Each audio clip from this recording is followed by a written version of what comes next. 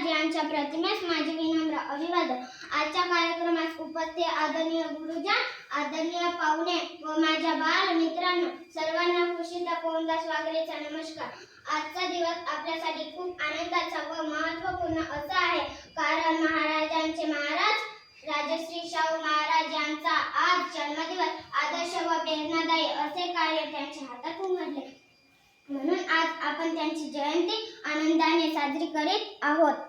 बहुजन समाजात शिक्षणाचा प्रसार करणे, प्राथमिक शिक्षण सक्तीचे व मोफत करणे, स्त्री शिक्षणाचा प्रसार करणे, अस्पृश्यता निवारण करणे, जातीभेद दूर करणे, आंतरजातीय विवाहाला मान्यता देणे, विधवा विवाहाला कायदेशीर मान्यता देणे, शेतकऱ्यांसाठी विविध उपक्रम राबविणे असे अनेक कार्य महाराजांनी केले।